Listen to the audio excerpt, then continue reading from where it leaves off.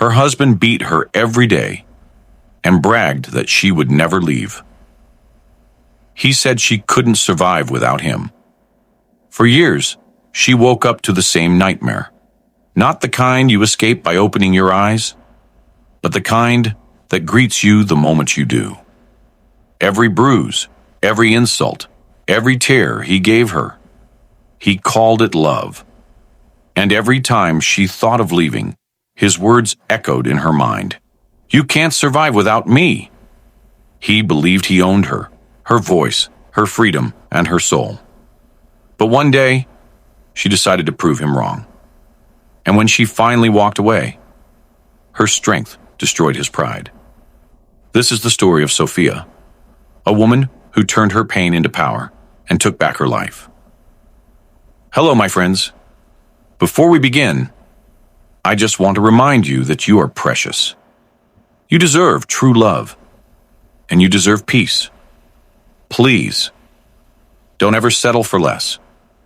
Help us grow by hitting the subscribe button, like this video, and tell us where you're watching from. Now, let's begin. It was just 2 a.m. at the St. Paul Hospital, Austin, Texas, emergency room, a time of ghosts and whispers. But the silence was violently ripped apart when the automatic glass doors slid open, and a man wearing a charcoal suit stumbled in, carrying a battered woman in his arms. This man was Marcus Jenkins, and the woman he held, limp and broken, was his wife, Sophia. Help! For God's sake, somebody help us! My wife is dying. Call the doctor, Marcus roared. His voice was too loud, too desperate, too fake. It was the sound of a villain trying desperately to audition for the role of a hero. He was a big man, and he was covered in blood. Not just a little smudge, but a heavy, darkening stain on the shoulder and chest of his expensive suit. He clutched Sophia to him, her head lolling back, exposing the bruised column of her throat. He didn't seem to notice the blood. Or maybe he did. Maybe he wore that blood as a grotesque badge of honor, proof of his terror, his pain, and his ownership. He was selling a lie, and he was selling it loudly. She fell. She just tumbled down the entire flight of stairs. I told her they were slick. God, Sophia, you have to be okay, baby. You have to. He kept repeating the same phrases, drilling his version of the truth into anyone who would listen. He was a master manipulator, and even when facing the potential death of his wife, his massive, fragile pride forced him to control the narrative. He was convinced his power was absolute. He had beaten her unconscious, and now he was demanding sympathy for the trouble he caused her. But Marcus's performance was about to run into a wall of steel-cold experience. Dr. Debbie Lewis met them at the trauma bay entrance. She was a woman who didn't deal in stories. She dealt in facts, broken bones, torn tissue, and the silent language of trauma. Dr. Lewis didn't waste a second looking at Marcus's fake tears or his bloody suit. She looked only at Sophia. And what she saw instantly told her that Marcus was a liar, a coward, and a criminal. Sophia's beautiful, deep brown skin was already a battlefield. Her face was a topographical map of suffering. One side was already swollen, the bone beneath the skin likely fractured. Her lips were split, a dark ooze mixing with her dried saliva. There were 2 distinct lines of bruising on her forehead that looked less like a fall and more like a heavy boot print. But it was the unnatural slackness of her posture, the way her head lolled back, exposing the fragile column of her neck, that cemented Dr. Lewis's professional judgment. This wasn't a fall. This was an attempt at erasure. Dr. Lewis didn't hesitate. Trauma Bay 1, now, get the crash card, full workup, she ordered the team. Then she turned, her surgical focus on Marcus. "Sir, you need to release her. We will take it from here." "Wait outside." Marcus resisted. That was the first betrayal of his performance. A truly distraught husband just wants his wife helped. Marcus wanted control. "I am staying. I am her husband. You can't keep me from her. I'm responsible for her," he screamed, his voice laced with pure entitlement. Nurse Melissa Brown, a woman with the strong, compassionate hands of a caregiver, and the quiet fury of someone who recognized injustice, was already rolling the gurney into place. She was all business, all protection. "I understand your distress, sir," Melissa said, helping guide Sophia's limp body onto the pad. She refused to meet his eyes, focusing only on securing Sophia. "But protocols are strict. We need complete focus. The waiting area is just down the hall. We will update you immediately." Marcus balked, leaning over the gurney, his looming presence a violation, even as Sophia drifted near death. "This is outrageous. She needs me. She relies on me for everything." The team moved like a silent army, rolling Sophia into the trauma bay. The heavy pressurized seal of the trauma bay closed not just on a room, but on the first solid barrier between Sophia and her captor. He was left standing alone in the silent hallway, the echo of his own scream ringing in his ears, realizing, for the first time, that he was powerless. Inside the bright, cold glare of the trauma bay, the reality of Sophia's condition was laid bare. As the team worked to stabilize her, intubating her, starting blood transfusions, running rapid scans, Dr. Lewis and Nurse Brown began the meticulous, gruesome cataloging of injuries. The fall down the stairs theory disintegrated instantly. This was no accident. This was a massacre. Fresh burns on the left shoulder were consistent with a flat iron, Dr. Lewis noted grimly, peering closely at a raw, weeping injury that had been partially hidden by Sophia's long hair. Nurse Brown, cutting away a blood-caked silk blouse, let out a slow, sharp intake of breath. "Ribs 7, 8, and 9 are fractured on the right side. And look here, a fractured ulna. Classic defensive posture. She must have raised her arm to shield herself. They found contusions that spiraled around her torso. Marks that were not random bruising from a tumble, but the definitive shape of blunt force trauma, consistent with kicking or being struck repeatedly with a heavy object. But the most damning evidence was the timeline woven into her flesh. As Dr. Lewis gently probed the swollen joints of Sophia's fingers, she found old, hard knots of scar tissue. Faint, rope-like marks circled her ankles and wrists, barely visible now, but clear indications of past restraint. And the constellation of faded yellow, green, and brown bruises underneath the fresh violet-red trauma spoke of relentless, systemic violence that had been ongoing for years. "This isn't an accident," Dr. Lewis confirmed, her voice devoid of emotion, hardened only by professional resolve. "This is a life sentence being carried out in installments. Get the photos and full documentation and call Tanisha Hernandez directly. This is an immediate red flag case.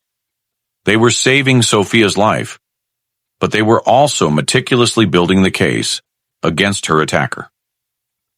The room was cold, but the quiet determination of the staff radiated a fierce, protective heat. Outside, Marcus had retreated to the waiting room, but he was far from resting. He was maintaining the illusion, and his pride demanded an audience. He called his mother, his voice strained, wavering lament. "Mom, it's terrible." Sophia fell. "I told her the stairs were tricky. but she just tripped. Please pray for her. I don't know what I'll do without her. He was establishing the narrative, the clumsy wife and the concerned, loving husband. Every few minutes, he'd pace back to the double doors, peering through the small window, trying to catch a glimpse of the activity inside, a hungry need for information consuming him. The blood on his shirt, he now explained to a passing cleaning attendant, was from cradling his wife, proof of his agony. He was weaving a seamless cloak of deception, relying on the universal human assumption that a distraught husband must be a good man. In his arrogance, he truly believed this was just another detour. He had beaten her worse before, had watched her heal, and had always brought her home. He had spent years isolating her, grinding down her will, telling her she was worthless, that no one would ever believe her, and that she was ugly and useless without him. He had destroyed her connections to her family, and he owned her completely. She would never leave him.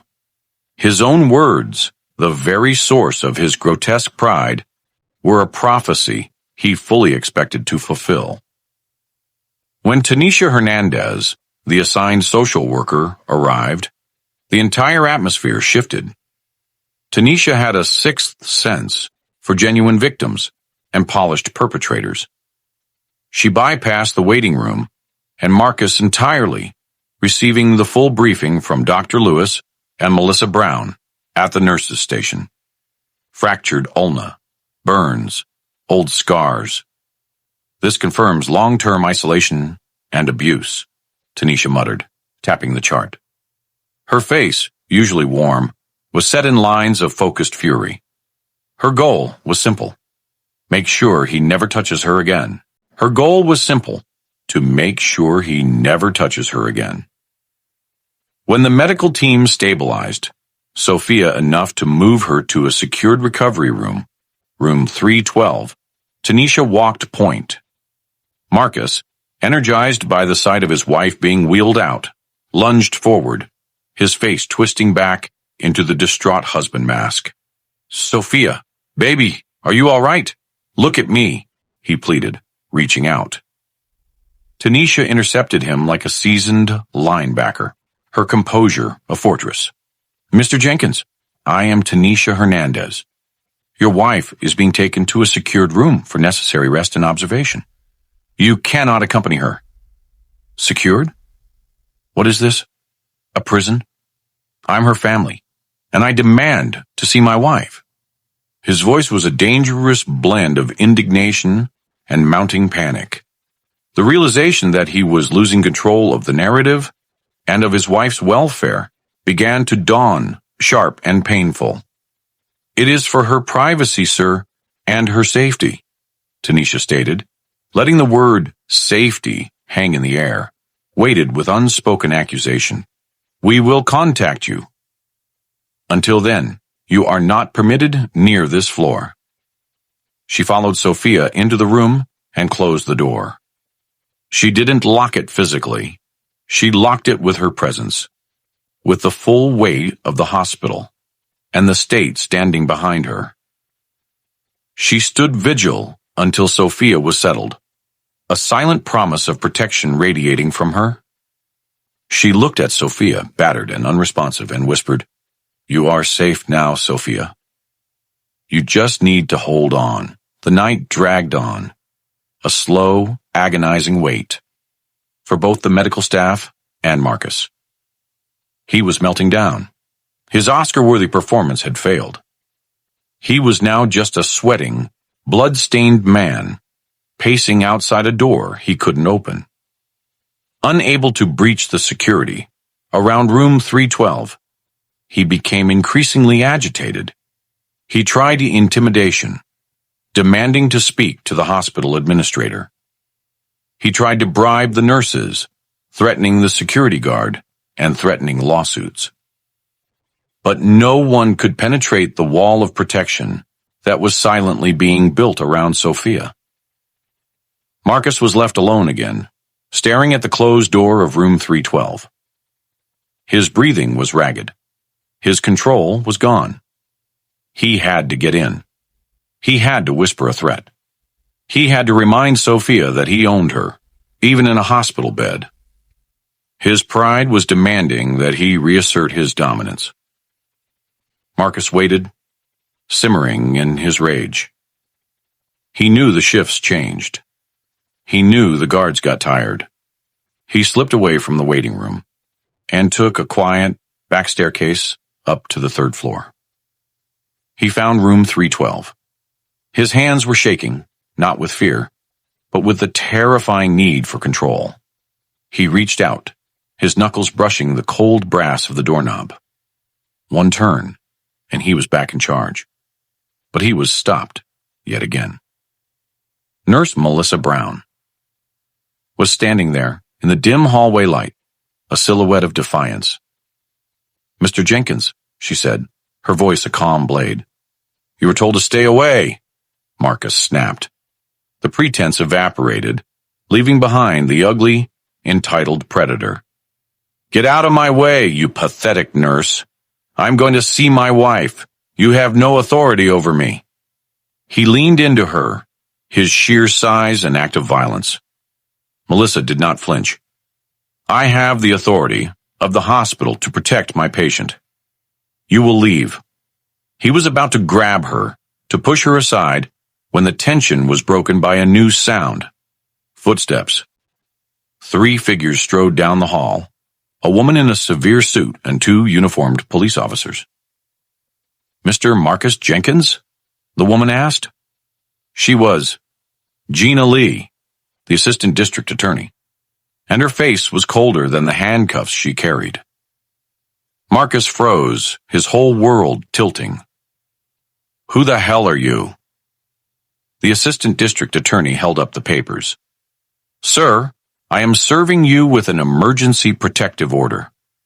You are now legally prohibited from having any contact with Sophia Jenkins, including communication, visitation, or coming within 500 feet of her residence or workplace. Effective immediately, the hospital has reported severe, non-accidental injuries. We are detaining you on suspicion of aggravated assault and domestic violence." Marcus's entire body went rigid. His eyes darted wildly between the police officers and the papers. "What? Non-accidental? You people are insane? She fell. This is slander. This is my wife." Marcus's roar was primal, a sound of pure, entitled rage. His pride, which he had fed for years on Sophia's terror, was violently ripped away. "You think I did this? You think she would do this to me? I am the victim here. She would never leave me. This is a joke." The officers moved in swiftly and silently.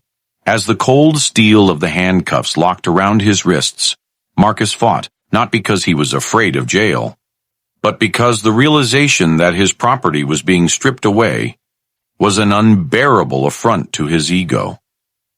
His enormous, fragile pride, the thing he had built his entire life on, was suddenly shattered by the cold, unforgiving force of the law. As they dragged him away, Marcus was still fighting, still screaming his prophecy down the hall, that Sophia was his, and his claim was absolute.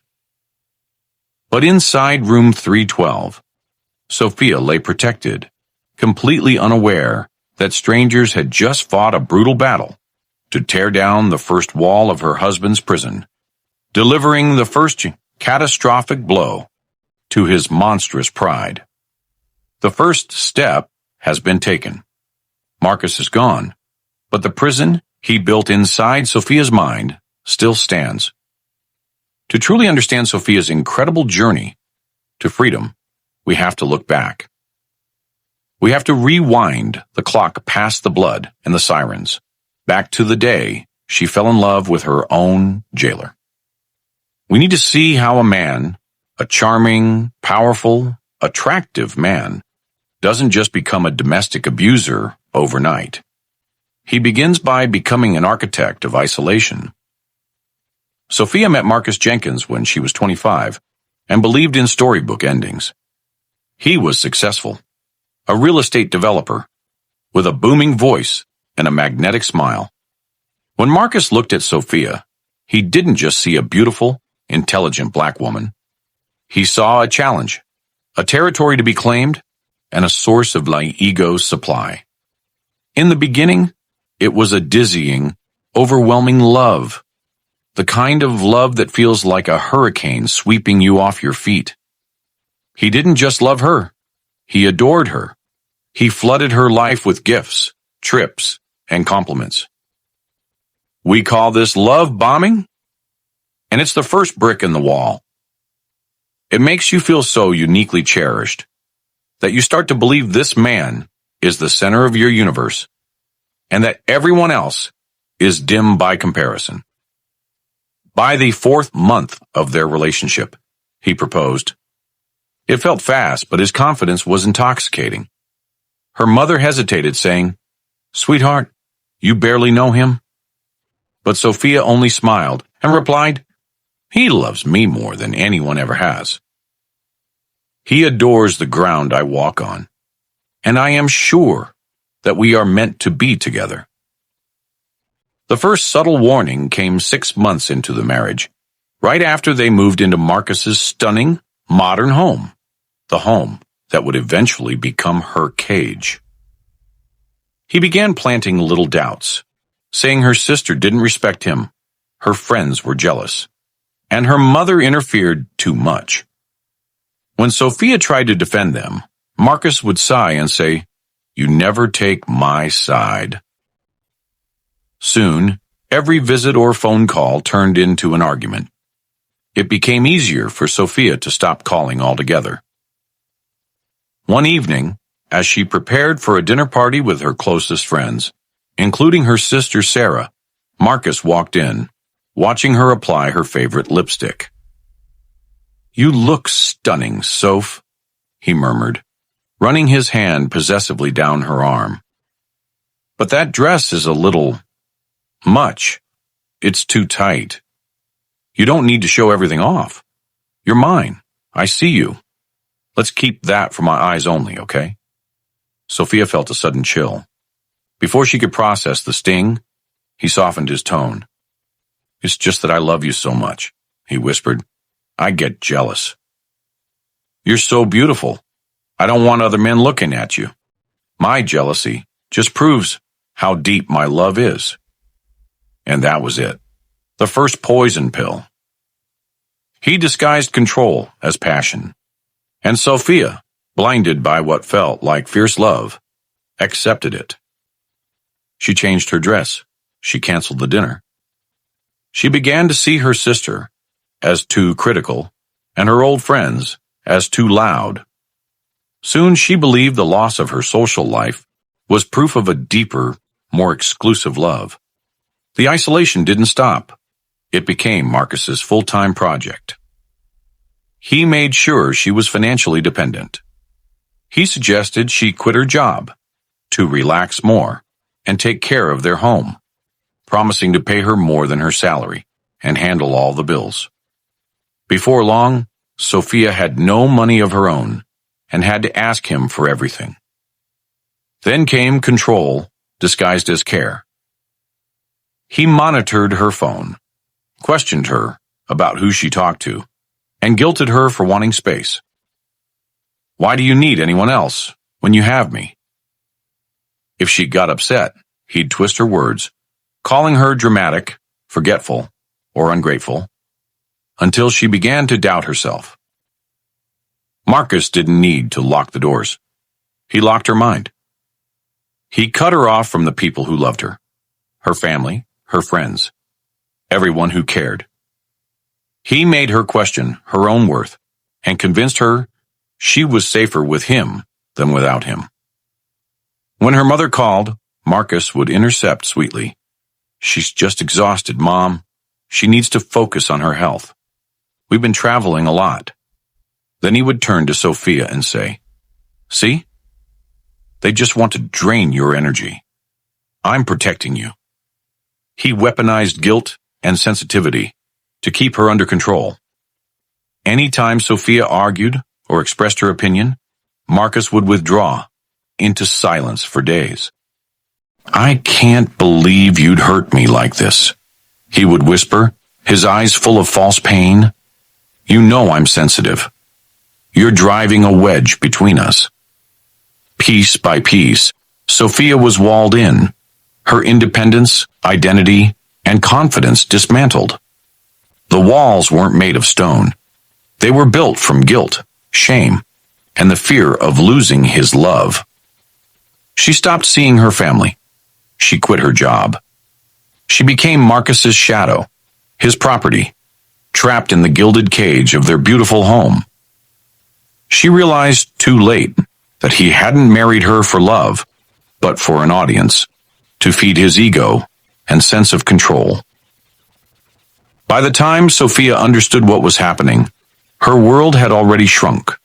Just Marcus, his rules, and a silence that used to be filled with laughter. Marcus's cruelty deepened with time. After convincing Sophia to quit her job, claiming he'd take care of everything, he later used her dependence to humiliate her. He'd sneer during arguments, calling her useless and a burden, reminding her she brought nothing to the table.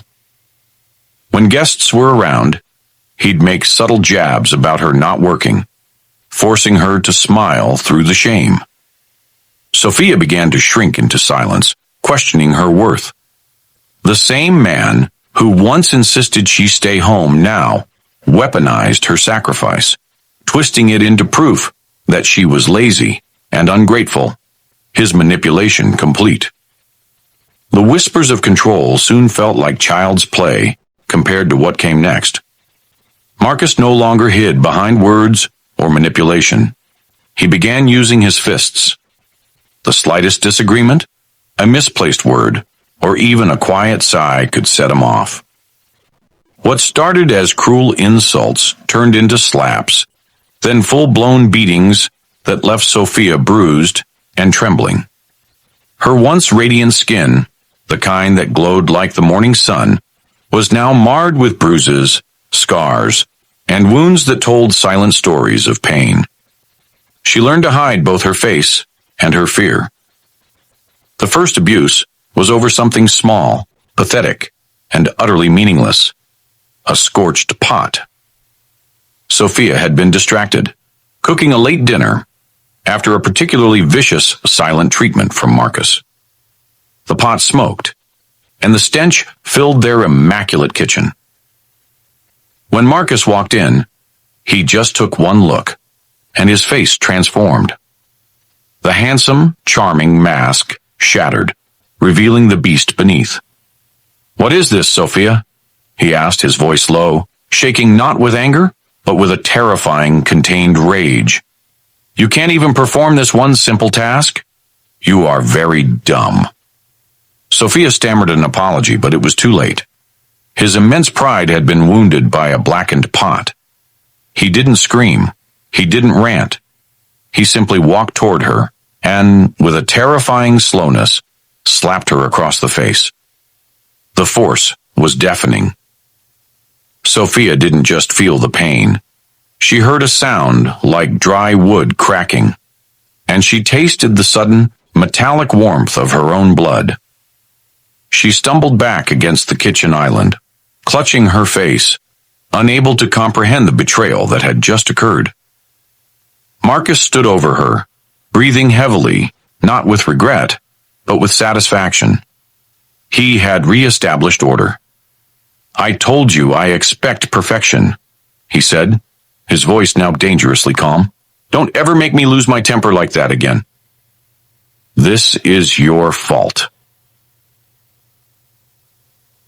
You know how much stress I'm under." He cleaned the blood from her lip himself, holding her face roughly. He cried, he begged for forgiveness, and he promised it would never happen again. And then he made her promise him that she would never do anything to provoke him again. Sophia's mind was a mess of shock, fear, and lost love. The man who held her was both her assailant and her only remaining source of comfort. The cycle had begun. After the first strike, the beatings became the pattern, not the exception. They started small, a shove, a push against a wall, a vicious pinch, and rapidly escalated. After each attack, Marcus would twist the blame, telling her it was her fault for making him angry. Then, in a disturbing cycle, he'd clean her wounds, hold her close, and beg for forgiveness, swearing it would never happen again. But it always did. The apologies faded, the bruises deepened, and Sophia lived each day waiting for the next storm. The subtle isolation deepened as he became more reckless and more confident. He knew he had erased her connections. He knew she had no one to call. And this is where Marcus's pride turned truly monstrous. He didn't just hurt her, he mocked her. After a particularly brutal night, he wouldn't apologize the next morning. Instead, he would look at her bruises, her shame, and laugh. "Look at you, Soph," he'd sneer, running a fingertip over a fading contusion on her arm. "You're a mess, aren't you? And yet, you're still here. You didn't tell anyone. You didn't run." And then came the terrible, soul-crushing bragging. He would talk on the phone loudly to Taylor, his friend, while Sophia was in the next room, healing. He'd be laughing, boasting about some minor business win, and then he would transition seamlessly into his greatest triumph, which is his control over his wife. "Yeah, my Sophia is high maintenance, but she knows her place. I've got her so locked down, she wouldn't even know which way to run. She needs me for everything. Look, she tried to leave once, but she was back before breakfast. I beat her every day, and I bragged that she would never leave. She's too weak. She's too scared. She belongs to me." Sophia would listen, hiding in the bathroom, clutching the toilet bowl, feeling her identity bleed out onto the tiles. His words, the ultimate betrayal, hurt more than the broken bones. He wasn't just abusing her. He was using her suffering as proof of his power to the world. And his prophecy seemed to hold true. She was trapped in the cycle, believing the shame was hers to hide, convinced that if she just tried harder, loved him better, or cooked the meal perfectly, the real Marcus would return. The tension in their house wasn't just palpable. It was lethal. Sophia was walking on razor blades, her anxiety so crippling she barely slept. The night he almost killed her, and later drove her to the St. Paul Hospital, Austin, Texas, emergency room, started over a disagreement with his business partner. Marcus came home from work that evening with fury burning in his eyes. The day had gone horribly, and he was looking for someone, to release his anger on, and Sophia was the closest target. Sophia, unaware of the storm brewing inside him, walked toward the door with a gentle smile. "Welcome home," she said softly. But before she could touch him, Marcus shoved her aside like she was nothing. His voice rose sharply. "You look pathetic, Sophia," he hissed, his voice trembling. "You just sit there and bring nothing to the table. You are a total waste." Confused, she tried to defend herself. "Marcus, that's not fair. You're the one who asked me to stop working. The word, you." The shift of blame back onto him was like lighting a match to gasoline. He lunged at her, shouting, fists flying in blind rage. She cried out, begging him to stop, but he didn't. Every strike was heavier than the last. He was moving with the intention of erasing her.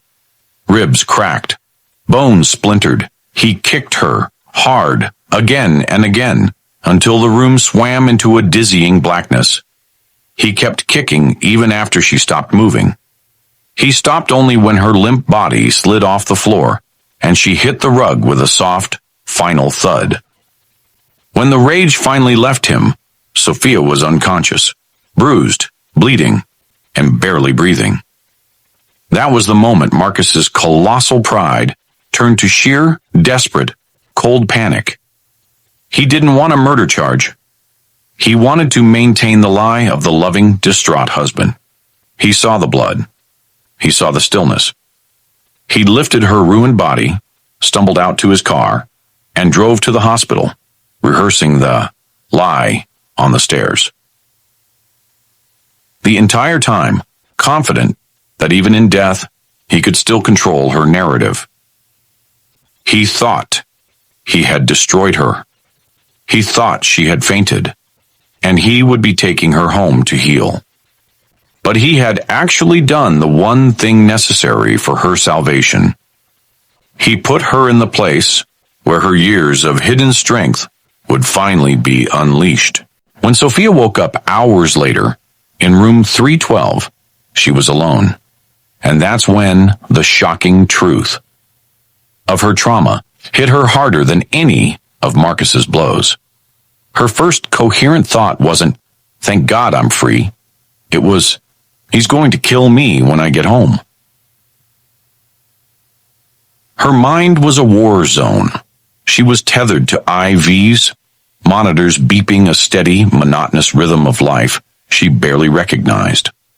The pain in her fractured ribs and broken arm was immense, but it was overshadowed by the crippling, primal fear of her husband's impending rage. She tried to lift her head, triggering a blinding, nauseating spike of pain. She was immobile, broken, and utterly vulnerable. The silence felt worse than the yelling. In the beatings, at least she knew where the danger was. In the silence, the danger was everywhere and nowhere. It took hours for Sophia to fully surface from the heavy medication. The first person to approach her was Tanisha Hernandez, the social worker. Tanisha moved with an intentional slowness, projecting calm and patience. She didn't dress in intimidating uniforms. She wore soft clothes and an expression of deep, non-judgmental concern. Tanisha knew she was facing a person who had been systematically demolished. She pulled a chair back, maintaining a distance that respected Sophia's shattered physical and emotional space. "Sophia," Tanisha began, her voice a low, steady anchor. "You are safe. I am Tanisha, and I am here for you. You don't have to talk, but I need you to understand one thing. Marcus is not here. He is in jail. He has been served with a restraining order. He cannot come near you. Ever." Sophia's swollen eyes flickered, but no comprehension settled. The name, Marcus, still held absolute power. The idea of him being in jail was simply too large, too impossible a concept to grasp. She had been conditioned to believe he was untouchable. His word was law, and his success meant he always escaped consequences. Tanisha leaned forward just slightly, her eyes unwavering. "The police arrested him, Sophia. They know what he did to you. The doctor, Dr. Lewis, documented everything. This is not your fault. You were badly hurt. You are being protected." The words tumbled into the void of Sophia's silence. The truth was shocking, yes, but freedom felt like a terrible, blinding uncertainty. Who would pay the mortgage? Who would manage the accounts? Who would tell her what to wear, when to eat, and what to think? Marcus had not just isolated her. He had made her entirely dependent on his abuse. Without his control, she felt weightless, directionless, and terrifyingly alone. He He said if I ever told anyone, he would make sure I went to jail. Sophia finally rasped, the first words she had spoken since the assault. Her voice was thin, brittle, and tainted by the years of Marcus's lies. Tanisha sighed inwardly. The psychological work was always harder than the physical healing. That was a lie, Sophia. He said that to keep you quiet. He is the only one in jail. You are free. Over the next few hours, Tanisha worked slowly, patiently, chipping away at the mountain of shame Marcus had built. Dr. Lewis would come in and explain the physical trauma, how the force used on her ribs was immense, and how the defensive fracture to her ulna was a classic sign of someone fighting for their life. But Sophia's internal monologue kept reverting to the abuser's script. When Tanisha mentioned pressing charges, Sophia panicked. No, we can't. He didn't mean it. I shouldn't have been clumsy. I provoked him. When Nurse Brown gently washed the healing burn marks on her inner arm, scars from a flat iron Marcus had used months ago, Sophia's face flushed with shame. That was when I burned the dinner. He was stressed. I was stupid. This was the heartbreaking betrayal. Sophia was still prioritizing Marcus's feelings over her own broken body. She was still fighting to justify the monster. Tanisha pivoted, recognizing that the legal talk was too much. She shifted the focus to the lost love and isolation Marcus had engineered. Sophia, before Marcus, who was your best friend? Who did you talk to when you were happy? Sophia looked away, tears finally beginning to track down her bruised cheeks. My sister. Sarah and my mother. But it's been years. Marcus said they were just jealous of his money. He said they were loud and that they judged me. He said he was protecting me from their negativity. The depth of the psychological manipulation was vast. Marcus didn't just tell her not to call. He created a poisonous, self-reinforcing reason why she shouldn't. He had successfully turned her most powerful sources of love into sources of fear. Tanisha seized the moment. That was the lie, Sophia. That was how he trapped you. He cut off every line of retreat. Your sister loves you. Your mother loves you. They need to know you are alive. They have been terrified for years. It's your choice, but you need an advocate. Tanisha pulled out her phone, showing Sophia a picture of her mother and Sarah, a faded image from a birthday years ago. The picture, an artifact of a life long forgotten, was a powerful, shocking reminder of what she had truly lost. Sophia stared at the picture for a long, agonizing moment. The pain in her heart was suddenly worse than the pain in her ribs. Finally, a single, decisive nod. Sarah. Call Sarah. Tell her I'm sorry. Tanisha made the call immediately, stepping into the hall to ensure privacy. When she returned, she was smiling, a rare, genuine expression of hope. Sarah is driving up from Dallas immediately. She was frantic, Sophia. She never stopped worrying about you. She will be here tomorrow afternoon.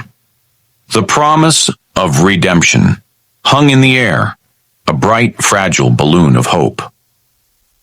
Tanisha spent the next hour explaining the path to the shelter, a safe house for women that was absolutely secret and secure. It was called Hope's Haven. It was a new beginning. As the evening wore on and darkness settled, Nurse Melissa Brown took over. Melissa was a quiet presence, checking the IV and ensuring the security lock on the door was active. Sophia finally drifted into a fitful, shallow sleep. And that is when the twist arrived. The extreme, unexpected event that would snap Sophia back into a state of high alert. Around 10 p.m., a strange commotion erupted near the nurse's station. It wasn't loud, but it was frantic. A young girl, barely 15, dressed in generic hospital scrubs that were clearly too large, was desperately trying to argue with a floor nurse. "I need to see Dr. Lewis. It's urgent. They said I was leaving, but I don't want to leave. My stepfather will be here. I don't want to go with him." The girl's voice was thin, shaking with raw, undisguised terror.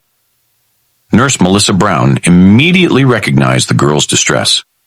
The fear was too real, too familiar. Melissa moved quickly to de-escalate, guiding the girl away from the station. "Shh. It's okay. Let's walk. We can talk about these in a quiet room." As Melissa led the girl, a fellow abuse survivor, down the hallway, they passed the securely locked door of room 312. The girl's eyes, red-rimmed and wide with panic, darted toward the nameplate. Sophia Jenkins. Something clicked in the teen's mind, a recognition of shared plight, a flash of pure, terrified urgency. She suddenly wrenched her arm free of Melissa's grip. She didn't run. She didn't shout. Instead, she acted with the desperate cunning of a prisoner. She reached into the deep pocket of her oversized scrubs and pulled out a small, crumpled piece of paper. The kind of scrap you might find scribbled on. With a swift, almost practiced movement that betrayed past attempts at covert communication, she shoved the paper underneath the sealed door of room 312. "Tell her to look at it," the girl choked out, her voice tight with panic, before finally letting Melissa steer her away to a consultation room. The entire incident lasted maybe 15 seconds, but it was a shock wave of suspense. Inside room 312, Sophia had been startled awake by the brief, high-pitched plea. She was instantly alert, adrenaline spiking in her system. Her body was broken, but her survival instinct was blazing. She heard the tiny, rasping sound of paper scraping the linoleum beneath the door. A message. She struggled, painfully, fiercely, to reach down. Every movement sent agony through her ribs, but the fear of the unknown, the fear that Marcus had found a way to reach her, was a powerful motivator. Finally, after what felt like an eternity, her fingertips brushed the paper, and she dragged the small, crumpled note into the sterile confines of her bed. She held the note, trembling. It was a terrifying, profound moment of uncertainty. Was this a message of hope, slipped to her by a desperate ally? Or was it a chilling threat from Marcus, proving his prison was wider and more inescapable than the hospital walls? The safety she felt moments ago had been instantly replaced by cold, sharp dread. She was no longer alone, but she was now part of a terrifying, silent conspiracy. The note is in Sophia's hand. Its contents will determine if her first moments of freedom are secured by support or destroyed by renewed fear. Sophia's heart hammered against her fractured ribs. Ignoring the searing pain, she painfully unfolded the scrap. It wasn't a formal letter, and it wasn't Marcus's handwriting. It was a shaky, hurried scrawl from a cheap pen. "Don't go back. Please, tell them everything, so I don't have to be afraid anymore. You are brave." The note was unsigned. It wasn't a threat of violence. It was a desperate plea for courage. It was a testament to the shocking truth. Sophia's suffering wasn't just her own. It was part of a terrifying, silent network of victims, and her choice to speak was now tied to the freedom of a child. Tears, not of pain, but of profound, aching redemption, welled up in her eyes. She wasn't just fighting for herself. She was fighting for the girl who slipped the paper, for the ghosts of her past, and for every woman trapped in silence. The note, a small, dirty piece of paper, became the most powerful weapon in her room. The next afternoon arrived with a tense, electric energy. Tanisha Hernandez had cleared the security guard standing by the door, and moments later, the door to room 312 opened to reveal two figures Sophia hadn't seen in over 4 years, her mother Gladys and her sister Sarah. The reunion was not a moment of quiet grace. It was a chaotic, necessary explosion of lost love. Gladys, Sophia's mother, didn't walk. She stumbled, rushing toward the bed, letting out a raw, guttural cry that echoed years of suppressed worry. She immediately saw the ruins of her daughter, the swollen face, the casts, the fragile stillness, and the sheer weight of Marcus's betrayal hit her like a physical blow. My baby. Oh God, Sophia, what has he done to you? Gladys wept, collapsing into a chair, unable to touch her daughter for fear of causing more pain. Sarah was different. She was rigid, her face a mask of furious control. She didn't weep first. She raged. We knew it. We tried to tell you. 4 years, Sophia. 4 good years, he cut us off. He told us you were too busy and too successful to talk to us. He says success changed you a lot, and you see us as a burden.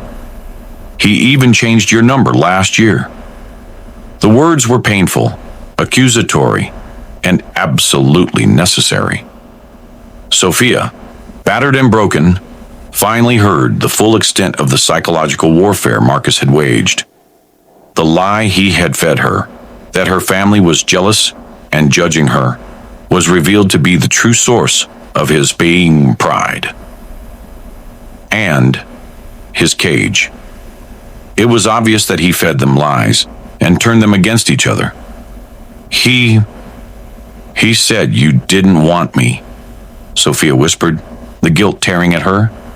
He said you were tired of my drama. He said he was protecting me. He was lying, Sarah choked out, finally dissolving into tears. He was cutting off your oxygen. I showed up here once, 3 years ago, and he answered the door and told me you were now too sick to see anyone. He wouldn't let me pass the foyer. We were desperate, Sophia. This was the final crushing realization of the truth. Marcus hadn't just beaten her. He had stolen 4 years of her life and poisoned her deepest emotional bonds. The anger, pure, righteous, and burning, began to replace the guilt in Sophia's heart. She finally saw the being. Monster. Not just as her abuser, but as the thief of her family's love. The reconciliation was messy, loud, and real. Sarah held her hand, crying apologies for not breaking down the door sooner. Gladys simply stroked Sophia's hair, chanting a prayer of redemption over her child. The fear that Marcus was right, that they would reject her, vanished in the flood of their unwavering love. With her mother and sister now a fierce, protective wall around her, Sophia began to talk. Not in therapy sessions, but in quiet, late-night conversations with Tanisha. She didn't just speak about the physical violence. She spoke about the cycle, the isolation, the control, the financial dependency, and the terrifying bragging. How he had mocked her and guaranteed her silence. He truly believes I'm his property, Sophia said one morning, her voice stronger, less timid. He believes that because I went back every time, I'll go back this time. He thinks he won. Tanisha saw the fire returning to Sophia's eyes. He's counting on your silence, Sophia. The legal path is hard. He will have expensive lawyers. He will try to destroy your character. But the only way to truly guarantee your freedom, the only way to destroy his pride forever, is to testify. To put him away for long enough that you can rebuild. Sophia looked at the crumpled note she had taped to the wall, a silent promise to the terrified girl. She looked at her mother, who hadn't left her bedside. She took a deep breath, a difficult, painful process with her broken ribs, and nodded. I will testify. He stole my life. He will not steal my voice. The decision was the ultimate act of your redemption. It meant choosing the painful spotlight of a public trial over the quiet shame of simply disappearing. A week later, Sophia was medically cleared for discharge. The thought of leaving the hospital was daunting, but she didn't leave alone. Her mother and sister held her steady as she was taken to a secret, secure location, Hope's Haven, a women's shelter miles outside of Austin. The shelter was a stark contrast to Marcus's gilded cage. It was simple, communal, and filled with the fierce, quiet strength of women rebuilding broken lives. It was here that Sophia found her true, internal courage. In the communal dining room, on her second day, she saw a familiar face, a face that was already becoming etched into her personal history. It was the teenage girl from the hospital hallway, the girl who had slipped a note into room 312. The girl's name was Chloe. She was 15, and her stepfather, an executive, had been emotionally and physically abusive to her and her mother. Chloe's mother was still working up the courage to leave, but Chloe had been taken into emergency protective custody after her school guidance counselor noticed the bruises.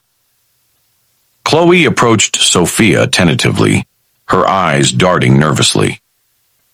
"You got my note," she whispered, her hand shaking. Sophia reached out her hand, covered by the cast, and gently touched Chloe's arm. "I did.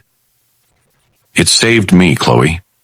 It made me realize I wasn't just doing this for myself." Chloe's voice trembled as she spoke about that day in the hospital. She had seen the police gathered outside room 312 and heard people whispering that Marcus had been arrested. When she peeked through the doorway, she saw Sophia, the same powerful, successful black woman she'd once watched on television, teaching other women how to build a successful career, lying pale and motionless in a hospital bed. The sight shook her to her core. If someone like her could end up this broken, Chloe thought, then what chance do I have? She swallowed hard, her eyes filling with tears. "You see, my stepfather hurt me for years," she said quietly. "And when I saw you lying there, I thought, maybe no woman ever really escapes, not even the strong ones." Her voice cracked as she continued. "But then I saw you move. You were still breathing, and that changed everything for me. I realized that if I could tell your story, if I could let the world see what he did to you, maybe your strength could save me too. You didn't even know me, but seeing you alive gave me hope that I could survive what happened to me. But then I saw you," Chloe confessed, her voice thick. "You were still breathing. And I realized, if I just got the word out, maybe your strength could save me. I was terrified my stepfather would come back for me." Sophia smiled, a genuine, painful, but beautiful curve of her lips. "You saved me first, Chloe." The bond was immediate and intense, a shared wound creating an unbreakable tie. Sophia saw herself in Chloe's fear. Chloe saw her future in Sophia's determination. They became inseparable, two survivors preparing for a war they knew they had to win. This, redemption, was no longer about Sophia's recovery. It was about protecting the future. Weeks passed. Sophia healed physically, aided by the fierce love of her family and the quiet strength of Chloe and Tanisha. The court date was set. Sophia was ready. She had found her voice. She had a legal team. and she had her truth. Then came the twist. The horrifying proof that Marcus's bare pride had not been broken. It had just been simmering. One morning, Tanisha arrived at the Haven with a grave expression. She was holding an envelope, stamped with the seal of the local detention facility. "It's from Marcus, Sophia," Tanisha said, her voice tight. "He is allowed to communicate through legal counsel, and he is trying to use that loophole. This is a letter intended to intimidate you into withdrawing your testimony." Sophia's heart dropped. The familiar cold dread returned, but this time it was mingled with burning anger.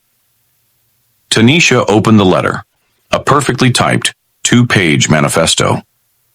It was not a threat of physical violence. It was pure psychological warfare, written by Marcus, but clearly polished by a lawyer. It was soaked in his grotesque, enduring sense of ownership. Sophia took the letter, her hand shaking. The first paragraph was Marcus's voice, his ego screaming from the page. "My dearest Sophia, I know you were scared, but I want you to remember all we shared. Think about your mother and sister, how disappointed they will be when they realize the family shame you are dragging into court. We built a beautiful life, and I paid for everything. If you testify, you will get nothing, and your reputation will be destroyed. I am worried sick about you alone out there. You are still mine, Sophia, and you know that you are nothing without me. I am your husband, your pride, and the crown on your head. If you ruin my name, I will ruin your life, even from this cell. Think very carefully about what you are doing. I am waiting for you to come home and admit this was all a mistake." It was a perfect distillation of his pride, a blend of false concern, economic threats, and the chilling promise of future revenge.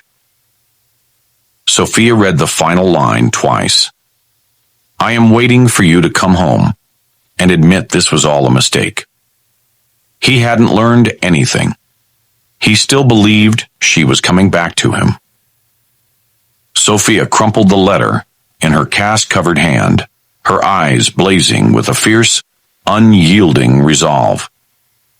The fear was still there, a guest in her mind, but it was now dwarfed by the burning certainty that her strength was the only thing that could kill his pride. Marcus had just given her the final, undeniable proof that silence meant perpetual slavery. This was no longer a question of survival. This was a battle for her soul, and the monster was daring her to face him in his own arena, the court of law. Marcus's prison walls might be physical now, but his words still haunt her. His threatening letter is the final challenge. The weeks leading up to the trial were a relentless grind. The safe house, Hope's Haven, provided physical security, but the real work was digging through the psychological rubble of the last 4 years. Sophia's family, Gladys and Sarah, provided the emotional fuel, constantly reinforcing that the lost love she mourned was not a weakness, but a truth that Marcus had stolen. Tanisha Hernandez became Sophia's intellectual lifeline. Her testimony, focusing on the psychological structure of the abuse, was the key to unlocking the true severity of Marcus's crimes, crimes that went far beyond broken bones. Tanisha needed to paint a picture of the iron cage he had built. The preparation sessions were agonizing. Sophia had to recount the subtle, insidious betrayals. The financial control. Marcus didn't just spend the money she worked for over the years. He created complex accounts she couldn't access, forcing her to ask him for every purchase, large or small. He convinced her she was financially incompetent. The isolation blueprint. Tanisha meticulously documented the timeline of lost connections, the deleted phone numbers, the manufactured arguments with Sarah, and the missed holidays. Marcus hadn't asked her to leave her family. He created conditions where she felt too ashamed or too busy to see them. The bragging. Sophia repeated Marcus's most toxic lines, how he would boast about her obedience to colleagues, and how he openly claimed her silence was proof of his power and her inherent worthlessness. This was the core of his pride. He didn't just beat her, he used her suffering as currency. Jaina Lee prepared Sophia for the vicious cross-examination. His lawyer will try to make you angry, Sophia. They want the jury to see the unstable, jealous wife, not the victim. They will accuse you of fabricating these for his assets. When they attack your money or your past, you must redirect to the truth of the fear. Sophia realized her testimony had to be less about the pain of the beatings and more about the pain of the betrayal. The subtle, slow poison that cost her her identity. The defense's strategy was to maintain Marcus's facade of dignity. Sophia's mission was to tear that dignity down and expose the monster. Though Chloe, the young survivor, was ultimately not called to the witness stand, a calculated legal risk Tanisha advised against, her presence remained a powerful, silent force in the gallery. Chloe sat in the front row every day, next to Sarah, her small, determined face a mirror reflecting Sophia's own inner resolve. Chloe's story, the one of a child trapped by a similar, entitled pride, was the reason Sophia found the strength to testify. Chloe's silent nod across the courtroom was worth more than any testimony. Sophia knew she wasn't just fighting for herself. She was fighting to destroy the pattern that had trapped Chloe and countless others. This was the ultimate act of redemption. The morning of the trial was electric. Marcus, seated beside his defense attorney, was impeccably dressed and maintained a look of bewildered, wounded innocence. He looked every bit the victim of a malicious lie. His defense attorney projected confidence, smiling serenely as the prosecution prepared to open its case. Marcus shot one final look at Sophia, a slow, dismissive shake of his head that screamed, "You've made a mistake." The prosecution called the first witness, Dr. Debbie Lewis, the medical examiner. She took the stand, calm and composed, her tone detached, but her testimony was cold, clinical, and devastating. She spoke of the unnatural angles of the rib fractures, the classic defensive break in the ulna, and the irrefutable evidence of old, healed trauma. She didn't use the word abuse. She used non-accidental trauma consistent with repeated blunt force, which was far more chilling. She left no room for doubt that Marcus had tried to murder his wife. The next witness, Nurse Melissa Brown, corroborated the emotional narrative, detailing Marcus's pretense versus reality. She spoke of his refusal to leave Sophia's side, his attempts to breach security, and the moment he dropped his distressed husband act, revealing the hostile, entitled aggression when she stood in his way. These showed the jury the pride, the belief he owned the space and the person. When Sophia Jenkins took the stand, the atmosphere in the courtroom tightened, holding its breath. She did not look at the jury or the judge initially. She looked straight at Marcus Jenkins. His smirk faded instantly, replaced by a cold, desperate calculation. Sophia began her testimony, not with a sob, but with a quiet, firm voice that soon swelled with the power of unburdened truth. "I loved him," she began. the raw lost love hanging in the air. I married him because I believed his jealousy was passion. But the passion became a prison. He didn't just criticize my clothes. He criticized my mind. He didn't just ask me to quit my job. He convinced me I was incompetent. She detailed the escalation, the subtle snubs, the silent treatments that lasted for days, the calculated isolation from her family, and finally, the physical violence, small at first, then spiraling into unchecked brutality. She recounted the final night in agonizing detail, including the moments after he beat her unconscious. I woke up in the trauma bay, and my first thought was, he's going to be angry. I made a mess. That is the extent of his control. He made me believe his violence was my fault. Then she delivered the central blow, the phrase she had rehearsed, the truth that exposed his ego. He beat me every day, and he bragged that I would never leave. He used my fear as his most valuable trophy. The cross-examination was swift and cruel.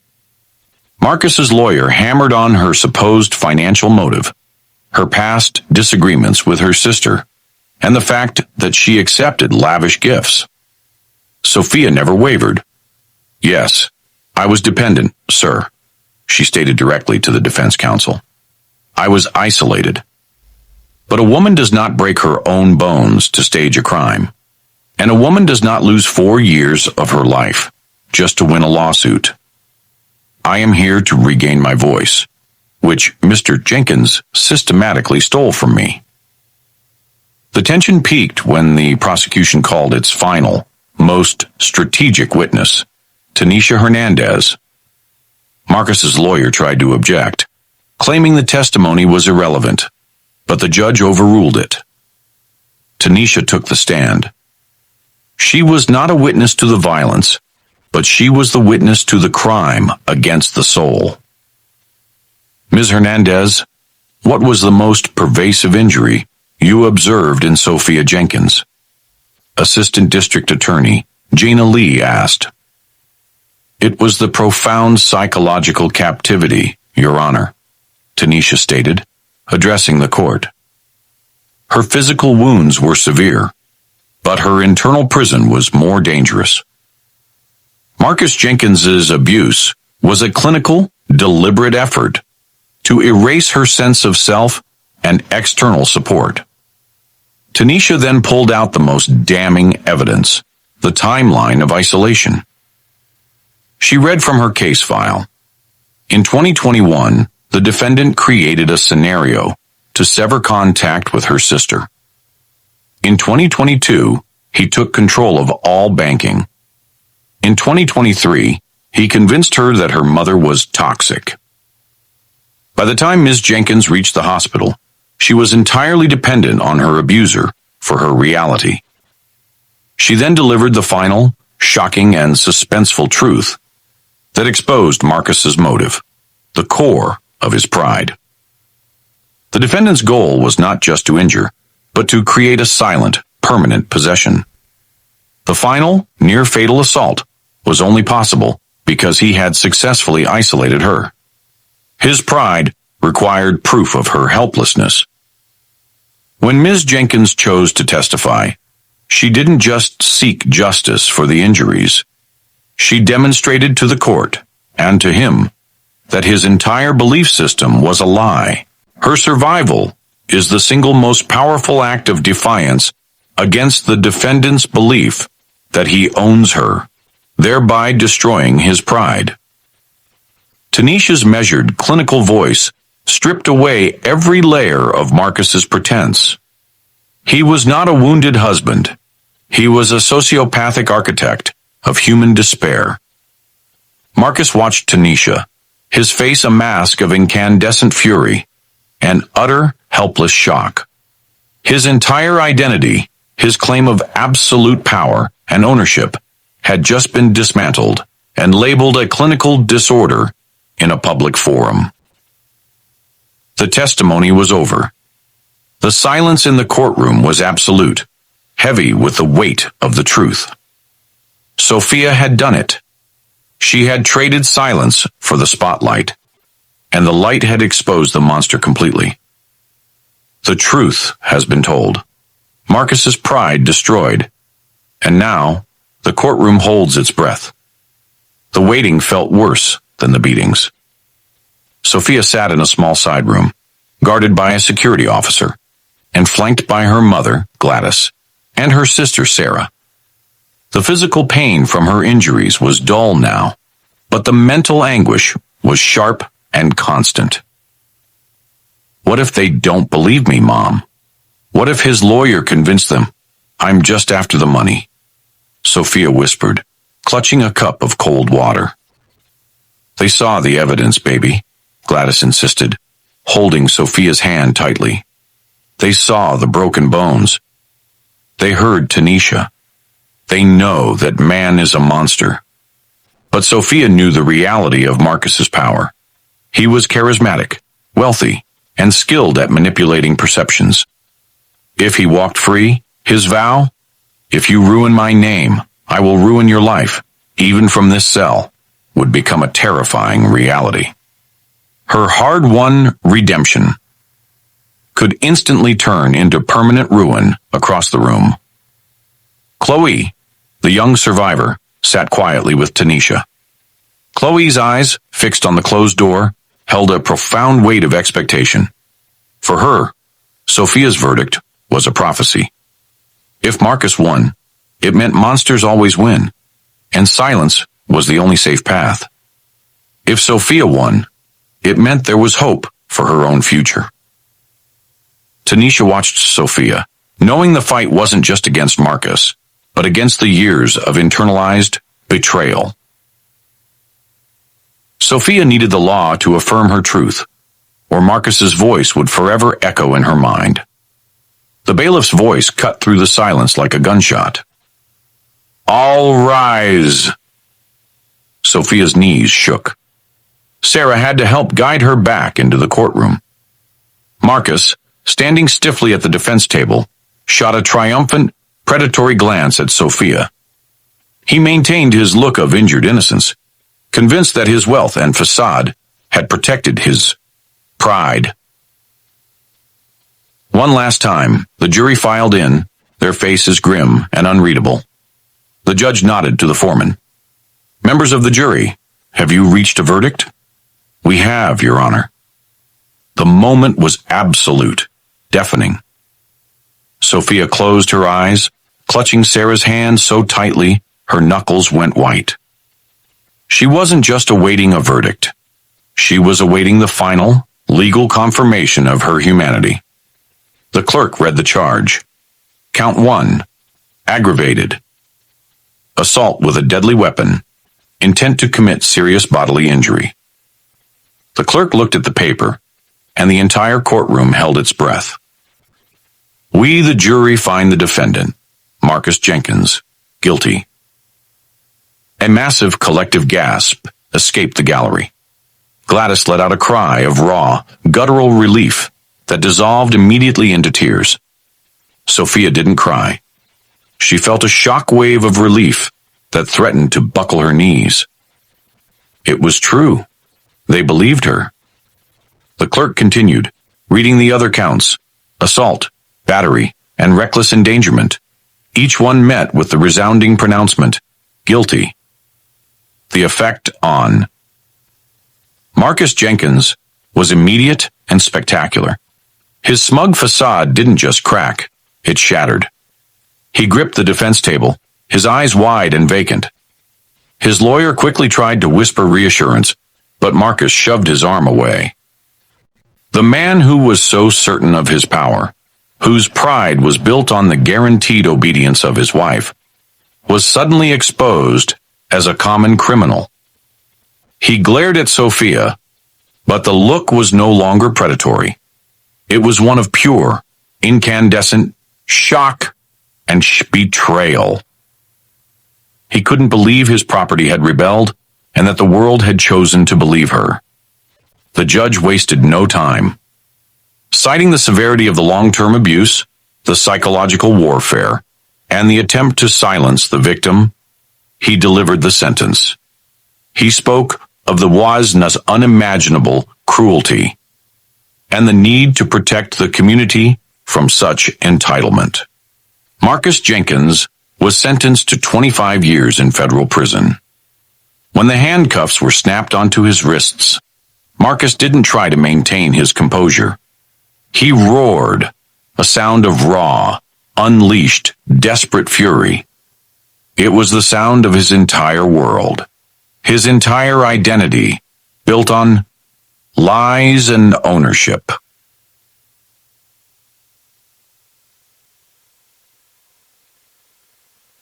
Crashing down around him.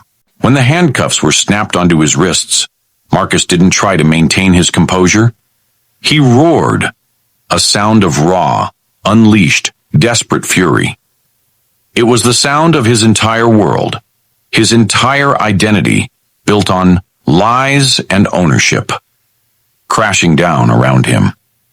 As the bailiffs hauled him away, struggling, kicking, and screaming, Marcus turned and screamed one final, chilling, desperate line across the courtroom, aimed only at Sophia. "You ruined me. You will regret this. You are still nothing." Sophia stood in the aftermath, trembling but utterly grounded. The monster was gone. The true, final moment of redemption came when she walked over to Chloe. Chloe, tears streaming down her face, didn't need to speak. The verdict had spoken for her. She had seen the cycle broken. She saw the evidence that courage was rewarded and that the monster could be caged. Sophia knelt painfully and hugged her tightly. "You see, Chloe," Sophia whispered, "we are not nothing. We are survivors. We are free." A week later, Sophia was back at Hope's Haven, packing her few belongings. Her mother and sister were there, ready to take her to a new secret life, far away from Austin. She had a new name, a new phone, and a future that belonged only to her. She was packing her purse when she felt something small and hard inside the lining. She pulled it out. It was a smooth, white river stone, the kind of small, beautiful stone Chloe had found during a day trip to the park. Tucked into the stone was a tiny, folded piece of paper. It was a note, written in Chloe's young, determined hand. "Ms. Jenkins, I told my social worker everything about my stepdad. I used your words. Thank you for showing me what strong looks like. I am starting my own freedom now. The next time I see you, we will both be running towards something, not away from it. I owe you my voice. Keep the stone. It's for courage." Sophia read the note, the final, undeniable proof that her choice had not only saved her, but had also helped launch a chain reaction of fuel courage and defiance. She hadn't just gotten justice. She had ignited a fire. She put the stone and the note carefully into her pocket. She looked around the small, simple room that had been her sanctuary. No more silence. No more shame. The man who beat her every day and bragged that she would never leave was gone, swallowed by his own colossal pride. And Sophia Jenkins, broken but unbroken, was finally free to run. The first year was dedicated entirely to healing. Sophia attended therapy relentlessly, peeling back the thick, protective layers of trauma and psychological betrayal. She had to dismantle the insidious lies Marcus had built into her self-worth. She went back to school, finishing the finance degree he had once mocked, claiming her mind was too fragile for business. Sophia discovered her true calling in a powerful, ironic twist: financial empowerment for domestic violence survivors. She realized that Marcus's most effective weapon wasn't his fist. It was his absolute financial control. The lack of a bank account in her own name, the inability to access credit, the constant need to beg him for money. That had been the final, unbreakable lock on her prison door. Driven by this profound personal truth, Sophia co-founded a small, successful nonprofit organization named The Second Key. This wasn't just a charity. It was an act of vengeance against the system Marcus represented. The organization provided microloans, credit-building workshops, and financial literacy coaching specifically for women leaving shelters. Sophia worked directly with these women, helping them secure housing, navigate bank applications, and, most importantly, establish true financial independence. Her passion was incandescent. She wasn't just teaching a curriculum. She was imparting the hard-won truth of her own escape, systematically destroying the core lie Marcus had built his pride upon, that any woman was nothing without a controlling man's money. Sophia's greatest source of comfort and strength remained her family and the surprising legacy of her trial. Gladys and Sarah had moved to be near her, their presence a constant protective force. The years of lost love were not merely recovered, they were replaced by a fierce protective loyalty that sustained Sophia every single day. And then there was Chloe.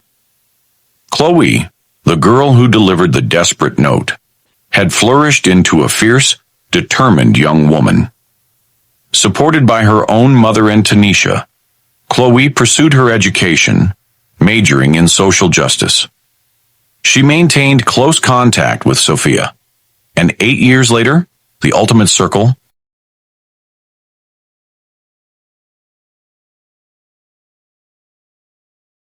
was completed when Chloe joined the board of directors for the Second Key. The teenage girl who slipped the note under the hospital door was now using her legal knowledge to fund the freedom of other victims, proving that Sophia's courage had ignited a chain reaction of defiance. One beautiful, quiet evening, 10 years after the trial that changed everything, Sophia was sitting on the porch of her own small home. She was successful, fulfilled, and in a relationship with a kind, stable man. A partner whose respect was genuine and whose love was shared, never demanded. She reached into a small ceramic dish on her table and felt the smooth, cool surface of the river stone Chloe had given her so long ago. The final folded note was still tucked securely inside its velvet pouch. She remembered Marcus's final, venomous scream. "You will regret this. You are still nothing." She looked out over the city lights, and for the first time, she truly understood the immense distance she had traveled. Marcus was a confined memory, a ghost locked away by the law. His pride had bought him a concrete cell. Her strength had bought her the entire, vast, beautiful world. She didn't regret the sacrifice, the pain, or the public exposure. She had traded silence for her life, and in doing so, she had become exactly what Marcus believed was impossible. She was everything, entirely on her own terms, an architect of her own magnificent freedom.